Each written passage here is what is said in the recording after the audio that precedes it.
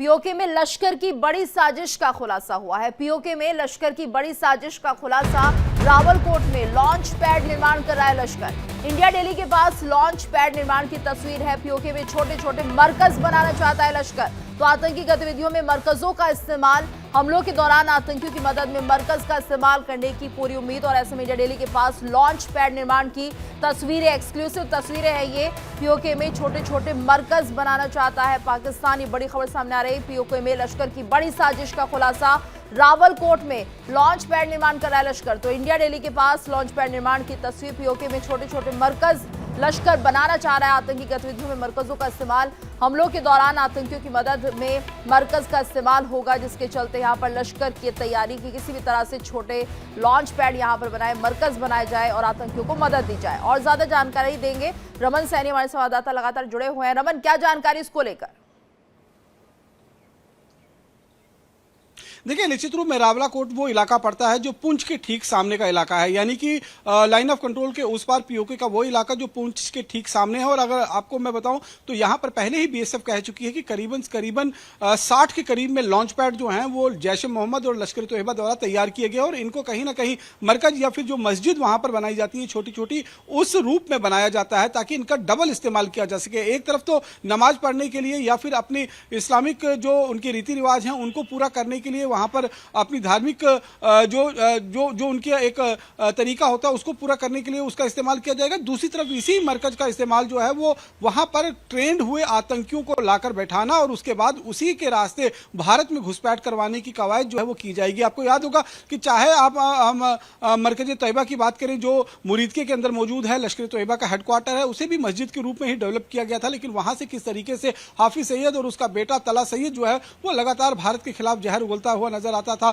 भारत के खिलाफ नई नई साजिशें रचता हुआ नजर आ रहा था। इसी तरीके से हम देखें तो जो बहावलपुर का सुभान अल्लाह मरकज है वहां पर भी अगर आप देखेंगे तो वहां पर जैश ए मोहम्मद का एक आतंकी संगठन जो है वो पूरी तरीके से फलता फूलता था। वहीं पर ट्रेनिंग होती थी, वहीं पर हर तरीके के जो है वो ऐसे भाषण दिए जाते थे, भड़काऊ भाषण, जिससे लोगों को बरगलाया जाता था, लोगों को रेडिकलाइज कराया जाता था। तो धर्म के आड़ पर लगातार पाकिस्तान जो है वो भारत को दहलाने की साजिश रच रहा है। और अब जिस तरीके से जो जानकारी निकल कर आई है, ये रावलाकोट का खाई गला का इलाका पड़ता है जहां पर ये जो तस्वीर इंडिया दिल्ली के पास इस समय मौजूद है, इसमें देखेंगे कि एक बिल्डिंग तैयार की जा रही है जो डुअल पर्पस के लिए इस्तेमाल होगी। एक तरफ तो वो मस्जिद होगी जहां पर लोग आकर अपनी धार्मिक जो रियायतें हैं उनको पूरा कर पाएंगे, और वहीं दूसरी तरफ इस मस्जिद का इस्तेमाल जो है वो आतंकवाद को भी भारत के तरफ दोबारा से पुनर्जीवित करने के लिए और आतंकियों को शरण देकर भारत के अंदर धकेलने के लिए जो है इसका इस्तेमाल किया जाएगा। तो इस तरीके के तमाम छोटे छोटे जो है वो इंफ्रास्ट्रक्चर तैयार किए जा रहे हैं। आपको याद होगा कि ऑपरेशन सिंदूर के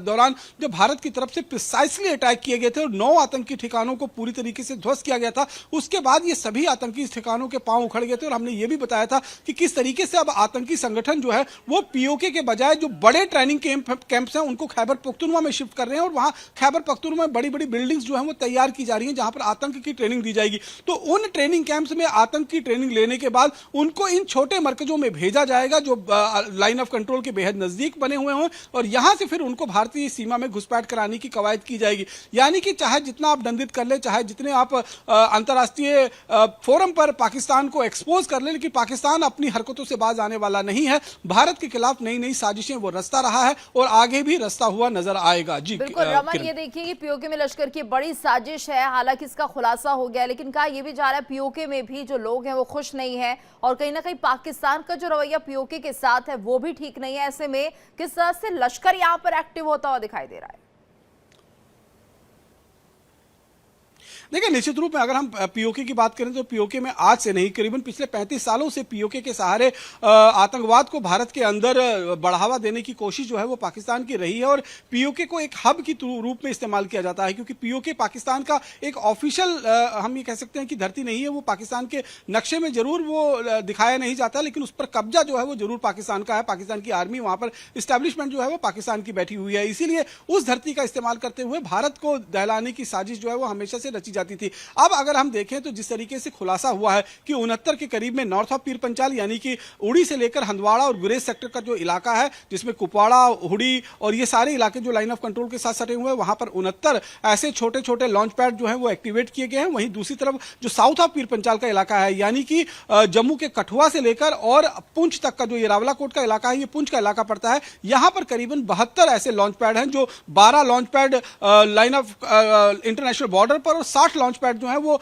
लाइन ऑफ कंट्रोल के इलाके पर तैयार किए गए, मतलब कि दोबारा से इनको ऑपरेशन सिंदूर के बाद जो है रीएक्टिवेट किया गया। जो हमारी जानकारी मिली है कि पहले ये लॉन्च पैड बहुत नजदीक लाइन ऑफ कंट्रोल के पास होते थे, लेकिन इस बार सीधी नजर भारतीय सेना की उस पर न पड़े, इसलिए थोड़ा सा दूर जो है इन लॉन्च पैड को तैयार किया गया। और रात के अंधेरे में जब मौसम खराब होता है, धुंध होती है, तब ऐसे में ये आतंकी अपने लॉन्च पैड से निकलते हैं, सीमा की तरफ आगे बढ़ते हैं और घुसपैठ करने की कोशिश करते हैं। जा रहा है और भारतीय सेना भी पूरी तरह से तैयार है और आतंकियों की साजिश को भी नाकाम करती हुई भारतीय सेना नजर आएगी। धन्यवाद आपका इस पूरी जानकारी के लिए।